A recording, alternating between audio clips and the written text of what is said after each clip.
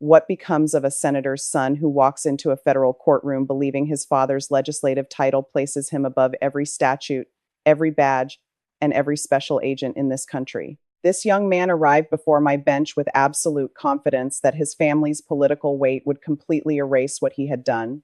He was entirely convinced that money, unchecked influence, and a team of Washington's most expensive defense attorneys could cause a decorated federal agent's integrity to simply be bought, packaged, and swept under the rug. But when I compelled his father, a powerful United States senator, to make a brutal choice between protecting his arrogant son and protecting his own lifelong integrity, what followed completely silenced an entire courtroom and reverberated across the nation. He stood before me, looking at this bench as though it were nothing more than a minor, irritating inconvenience he was being forced to tolerate. And he said directly to that federal agent's face, with a smug, condescending smile, "My father controls the budget of your entire oversight committee. One phone call on Monday morning, and you'll be packing up your desk and filing for unemployment." The room went bone-chillingly cold in an instant. But what no one in that packed courtroom understood, what the defendant himself did not know, was that Senator Arthur Vance was already seated in the very back row. He was dressed in a plain, unadorned gray suit with no legislative aides, no press entourage, and no security detail. He sat there in total silence, watching his only son systematically dismantle every ounce of moral legacy he had spent 30 years constructing in the halls of Congress. And the decision that Senator was about to make would break hearts, shatter entitlement, and restore a desperate faith in the absolute rule of law.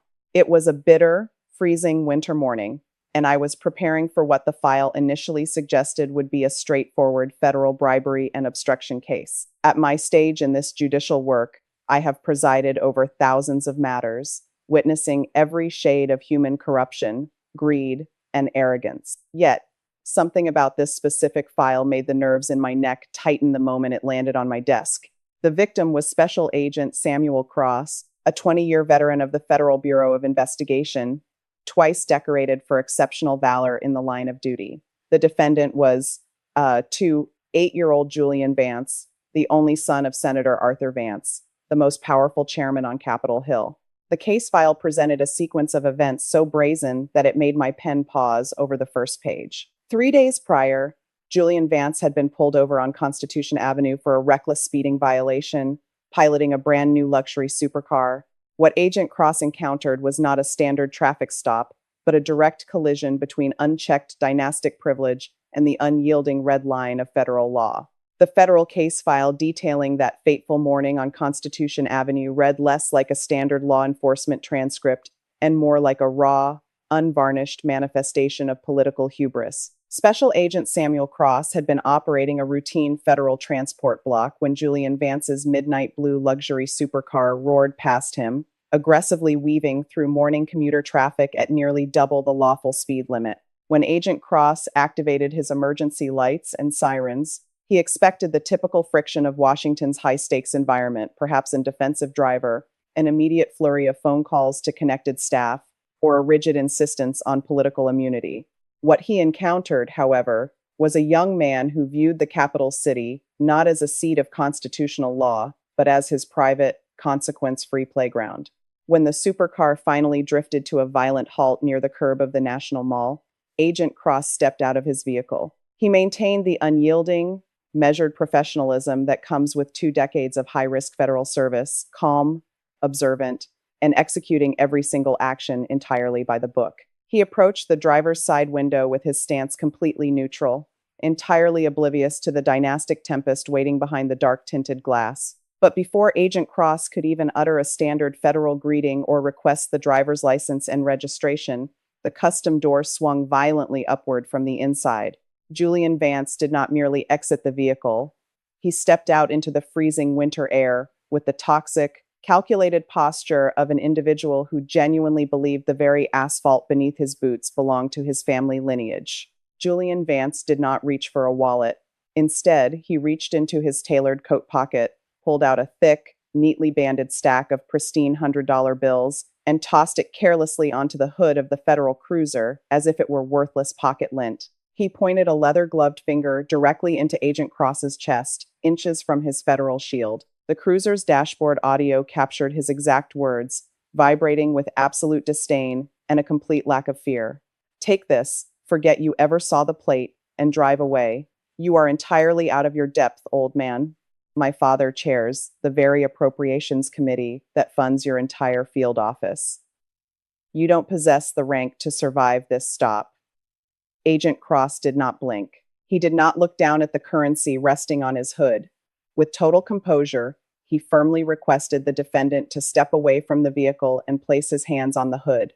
That was the precise moment the arrogance mutated into physical hostility. Rather than comply, Julian Vance shoved the federal agent with both hands full force, driving Cross backward until his spine struck the heavy steel bull bar of his patrol vehicle. The agent's hand instinctively dropped to his service weapon as the young man began shouting threats about political ruin and destroyed careers. It was a flagrant, calculated demonstration of unchecked privilege, captured from two separate angles by the unblinking eyes of federal surveillance and a nearby security feed. Julian Vance truly believed that his father's name was a golden currency capable of purchasing his way out of a federal felony arrest. He did not care that he had just committed bribery and assaulted a federal officer on a public street. He simply got back into his luxury vehicle, slammed the door, and sped off into the Washington traffic, leaving a decorated 20-year veteran standing alone on the frozen pavement next to a stack of abandoned cash. What the senator's son failed to realize as he fled the scene was that federal warrants do not care about family trees, and the system he thought his father owned was already quietly preparing his reckoning. By sunset that same evening, the illusion of privacy that Washington's elite so heavily relied upon completely dissolved. The bystander footage captured from the National Mall overpass, combined with the pristine high-definition feed from Agent Cross's dashboard camera, leaked onto a major investigative news forum at exactly 6:00 p.m. By midnight, the clip had amassed over 2 million views. By the time the morning political talk shows went live, it was the only topic being discussed across the country. The visual was too stark, too undeniable to be managed by a public relations team, a young, wealthy man in a tailored coat, throwing a banded stack of cash onto the hood of a federal vehicle, followed by a violent, deliberate shove that sent a decorated officer backward into steel. The audio from the dashboard camera was what truly weaponized the public's fury. Julian's voice resonated through millions of smartphones with crisp, chilling clarity. My father controls the budget of your entire oversight committee. You don't possess the rank to survive this stop. It was the textbook definition of unchecked systemic corruption, laid bare for the entire world to see. Federal law enforcement associations issued a joint statement before dawn, demanding the absolute maximum penalty under federal law.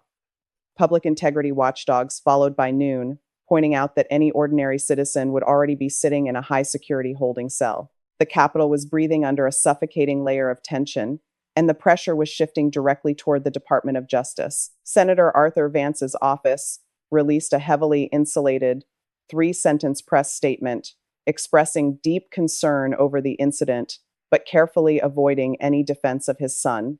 It was a classic political calculation, a desperate attempt to sever the legislative branch from a looming public relations catastrophe, but the internet does not accept sterile political jargon.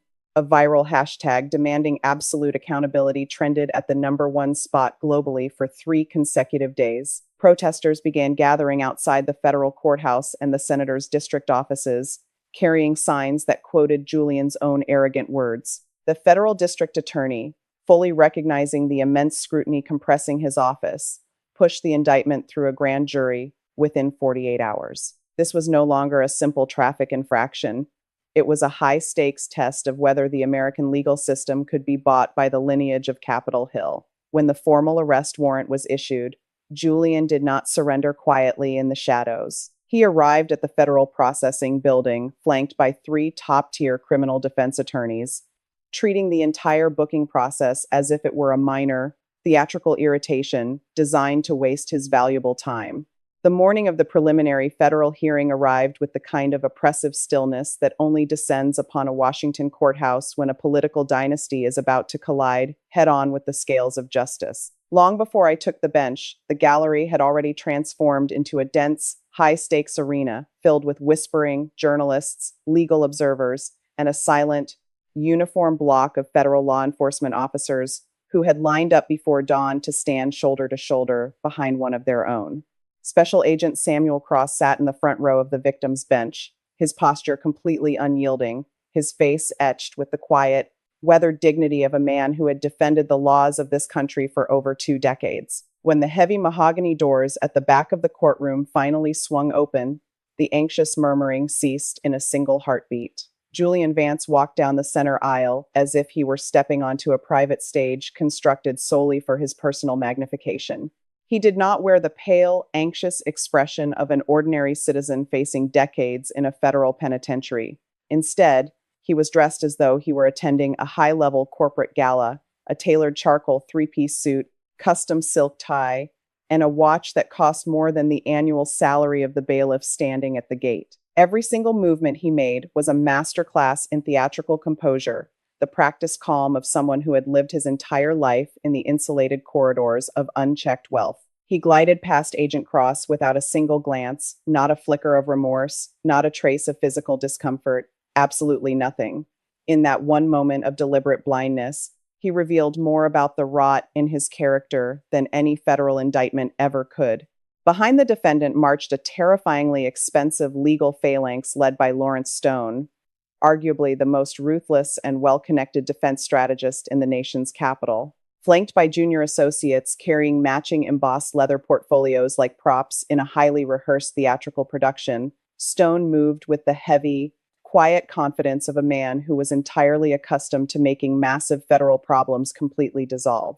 Already reading the room, already calculating the political leverage, the legal team settled into their seats. As Julian adjusted his luxury cuffs, smoothed his lapels, and surveyed my courtroom, his eyes finally met mine from across the room.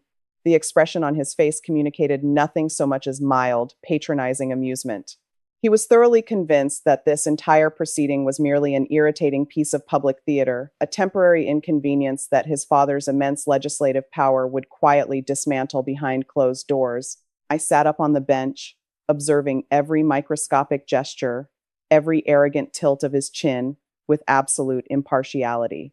In my decades of judicial service, I have learned to read human nature not by the formal statements typed out on legal paper, but by the physical space a person believes they are naturally entitled to occupy. Julian Vance occupied his seat at the defense table with the toxic, unearned gravity of dynastic privilege. He genuinely believed that the federal shield mounted on the marble wall behind me, the flag resting in the corner, and the constitutional laws of this land were merely guidelines meant to govern the lives of ordinary people, entirely invisible to a bloodline that controlled the funding of the government itself. I picked up my pen, allowed the absolute silence of the room to hold for 5 heavy seconds, and called the case. The formal reading of a federal indictment is a cold, mechanical process designed to strip away a defendant's illusions, yet Julian Vance stood before my bench as though the words being spoken were completely beneath his attention. The courtroom clerk stepped forward, her voice crisp and echoing through the microphone, reading the official charges: bribery of a federal public official and assault on a federal law enforcement officer executing his lawful duties. When she finished, the silence in the room returned, heavier than before. I looked down from the bench, met Julian's indifferent gaze, and asked the standard constitutional question, "Julian Vance, how do you wish to plead to these federal charges?" Before the defendant could even part his lips, Lawrence Stone was already on his feet. The high-priced defense attorney moved with practiced, fluid grace, launching immediately into a beautifully constructed, prepackaged narrative. He spoke of context, of media-driven exaggeration, and of his client's completely unblemished record as a young professional and a member of one of the capital's most respected public service families. He suggested that what occurred on Constitution Avenue was not a criminal assault, but a highly charged, unfortunate misunderstanding between a stressed young driver and an overly aggressive federal agent. I listened in absolute silence, letting him exhaust his rehearsed theatrical energy. When he paused to adjust his notes, I raised a single hand, cutting through the performance instantly. "Mr. Stone," I said, my voice quiet but perfectly carrying to every corner of the room, "I did not ask you for a political press release, nor did I ask your associates for a lecture on family heritage. I addressed your client." Miss Clerk read the question again, Julian's eyes narrowed slightly, a microscopic crack appearing in his theatrical composure. He looked up at my bench, cleared his throat, and spoke with an edge of deep irritation. Not guilty, Your Honor. And frankly, this entire proceeding is an absolute absurdity. The media has twisted a simple traffic dispute into a federal circus. I set my pen down slowly onto the leather blotter. The movement was small, but in that silent courtroom, it carried the weight of a closing cell door. Mr. Vance, I said, locking my eyes onto his. A decorated federal agent with 20 years of service was driven into the steel frame of a patrol vehicle. A banded stack of federal currency was recovered from the hood of that cruiser. Do you wish to reevaluate your definition of a traffic dispute, or shall we proceed directly to the evidence? Julian did not back down. Surrounded by the armor of his father's immense political status, he chose to double down on his own delusion. He leaned forward, resting his hands lightly on the defense table, and spoke with a level of calm audacity that left the gallery completely stunned. Agent Cross approached my vehicle with immediate hostility, Julian claimed, his voice dripping with condescension.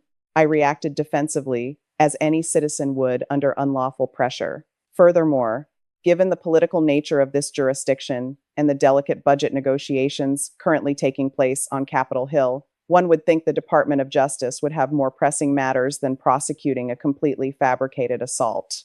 The room held its breath. It was a thinly veiled, highly calculated reminder of who his father was, designed to signal to everyone present that the Vance dynasty possessed the power to squeeze the very institutions trying to hold them accountable. The silence that followed Julian Vance's calculated defiance was thick, almost suffocating, hanging over the gallery like the heavy humidity before a tropical storm. Lawrence Stone stood beside his young client, adjusting his silk pocket square with the effortless confidence of a man who believed the political chess pieces had already been arranged in his favor behind velvet curtains. He assumed, as many in his position did, that the mere mention of Capitol Hill budget oversight would cause any federal judge to pause, to second guess, to seek a quiet and institutional exit strategy. But as I sat behind this elevated bench, looking down at the pristine, uncreased fabric of Julian's tailored suit, my patience concluded its retreat. I did not look at the high-priced defense counsel. I did not look at the binders of legal precedents sitting on their table. I looked directly into the cold, entitled eyes of the young man who believed his bloodline exempted him from the laws of the Republic. I folded my hands flat on the wooden surface of the bench, leaned forward slightly, and asked a single question that fractured the defense's carefully constructed theater. Mr. Vance, I said, my voice dropping to a measured, resonant quiet that demanded absolute attention from every corner of the room. Is your father, the senator, present in this courtroom today? The patronizing smile completely evaporated from the corner of Julian's mouth. His jaw tightened by a fraction of a millimeter, a microscopic, involuntary reaction that told me everything his lawyers had spent weeks trying to conceal. Lawrence Stone paused mid-breath, his seasoned eyes darting toward me, then shifting toward his team. One of the junior defense associates made a sudden, panicky movement, turning his head toward the back row of the gallery before he could mentally check his own reflexes. It was the classic tell of an elite legal team that suddenly realized they no longer controlled the narrative geometry of the room. Julian straightened his posture, trying desperately to reinflate his deflated arrogance. I do not know, Your Honor, he said, his voice clipped, rigid, and completely stripped of its previous warmth. He is a very busy man. He may have sent a staff representative to observe. I nodded slowly, allowing the weight of his lie to hang in the air, exposed and raw for the record. Let us find out together, I said clearly. I raised my eyes, looking past the defense table, past the rows of uniform-clad federal agents, directly into the dimly lit third-to-last row of the public gallery. Senator Vance, I called out, my voice carrying the full, unyielding authority of the federal judiciary. If you are present in this courtroom, I request that you stand and identify yourself for the record. For 3 agonizing seconds, absolutely nothing moved.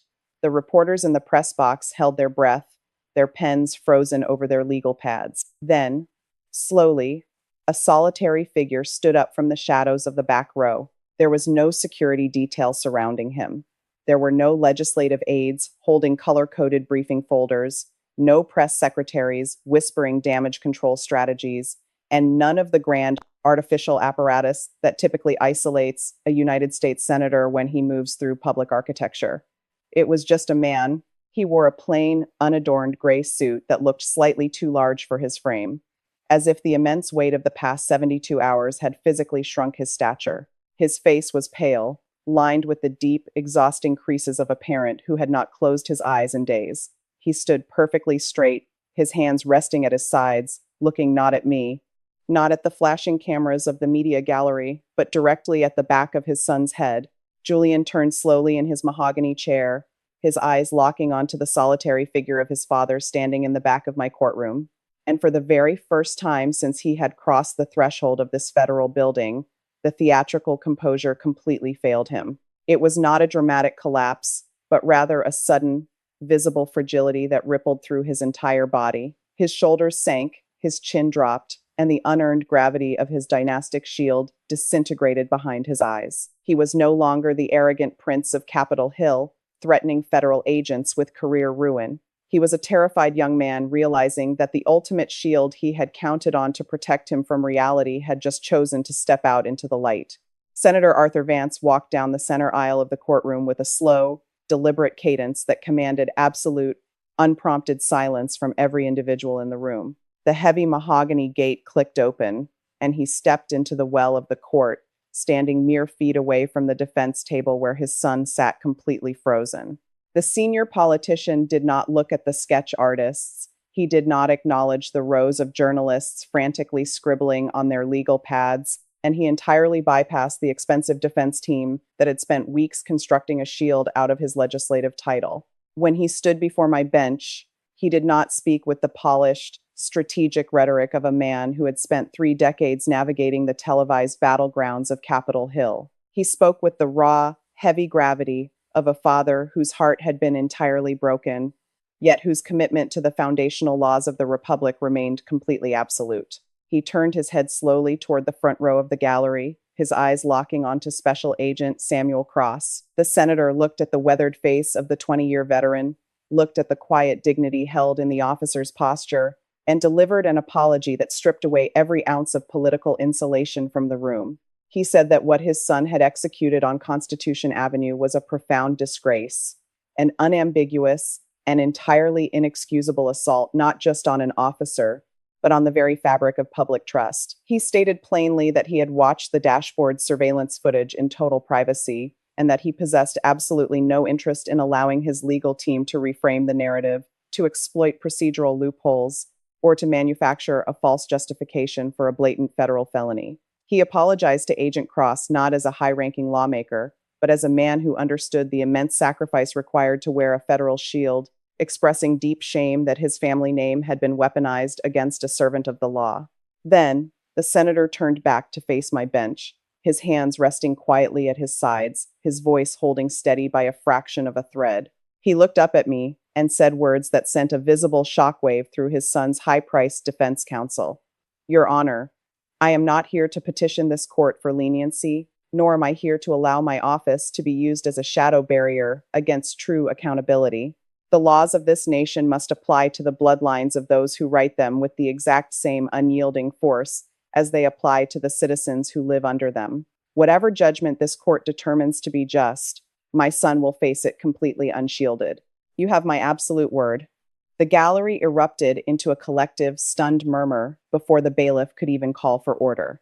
Lawrence Stone stood entirely paralyzed beside the defense table, his multi-million-dollar strategy rendered completely irrelevant in a single minute by the very power structure he had planned to weaponize. Julian Vance sat perfectly still, staring up at his father with wide, unblinking eyes, the last remnants of his entitled delusion entirely evaporating from his face. The charcoal 3-piece suit, the luxury watch, and the arrogant smile no longer possessed any protective value.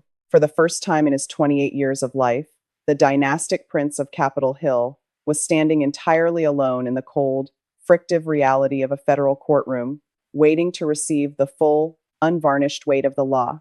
I adjusted my glasses, drew the official sentencing file into the absolute center of my desk, and prepared to deliver a judgment designed not to merely punish, but to completely dismantle a lifetime of unchecked privilege.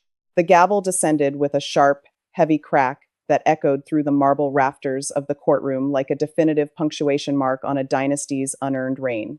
The sound did not signal celebration or vengeance. It carried the distinct, solemn quiet that always follows a moment of genuine, historic reckoning. Julian Vance closed his eyes tightly as the full weight of the federal sentence settled into the record. 90 days in a federal correctional facility, 500 hours of community service to be completed directly with law enforcement family support foundations, mandatory psychological counseling, and a formal, written apology to Special Agent Samuel Cross to be read aloud before his immediate remand. Furthermore, as the senator himself had demanded, Julian's access to all family trust funds, offshore accounts, and corporate credit lines was completely suspended. The young man who had arrived in a tailored three-piece suit, believing his last name granted him permanent immunity from the frictive realities of the earth, was stripped down to nothing but the clothes on his back and the immediate consequences of his choices. He was no longer a political asset to be managed. He was a federal inmate. When the session concluded, the high-priced defense attorneys began collecting their leather portfolios in total silence, their polished maneuvers rendered completely useless. Julian did not listen to Lawrence Stone's low, mechanical whispers regarding the standard appellate process or administrative next steps. He remained seated, his gaze fixed entirely on his father, who was walking slowly down the center well of the court toward him.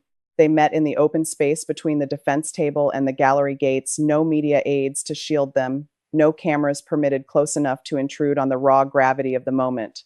Senator Arthur Vance stood before his only son, his face a complex map of deep heartbreak and unyielding, crystalline resolve. He placed his hands firmly on Julian's shoulders, his voice trembling but refusing to break. "I have loved you every single day of your life, Julian, and I will love you through every dark hour of the months ahead," the senator whispered. "But I love you far too much to stand between your soul and the mirror you are finally being forced to look into. This is going to be the hardest path you have ever walked, but you have the capacity to survive it. When you emerge, I want to finally be proud of the man you have chosen to become. Find that man. He is buried underneath the privilege." Julian completely broke. This was not the managed, theatrical remorse of a political defendant performing for a lighter sentence. It was the total, shattering collapse of an individual who had spent his entire life carrying an artificial shield that had finally disintegrated. "I am so sorry, Dad," he said, his voice stripped bare of all the condescension and arrogance it had carried all morning. "I am so sorry." The senator pulled him close for one brief, heavy embrace, whispered, "Now prove it," and stepped back as the federal marshals moved in to execute the remand. As Julian was led through the side door, Senator Vance turned, crossed the courtroom floor, and extended his hand to Special Agent Samuel Cross. The veteran agent took it with a firm, respectful grip, his posture reflecting 20 years of disciplined service. Around them, the entire block of uniform-clad officers rose to their feet in absolute silence, a profound gesture of respect not for a politician's title, but for a father who had possessed the immense moral courage to choose his principles over his protective instincts. 6 months later, Julian Vance walked out of the federal facility carrying nothing but a standard duffel bag. The transformation was quiet, invisible to the mainstream media outlets that had long moved on to flasher scandals. He completed every single one of his 500 service hours without complaint, answering phones, organizing fundraisers for fallen officers' families, and listening to the raw stories of spouses who lay awake at night waiting for a cruiser to pull into the driveway. Somewhere in the middle of that invisible, humbling labor, the dynastic rot was quietly replaced by genuine humility. Real love is never protection from the frictive consequences of reality. Real love is having the courage to stand in the back row of a courtroom, in a plain suit, allowing the person you love to face exactly what they need to face so they can finally become someone worth respecting.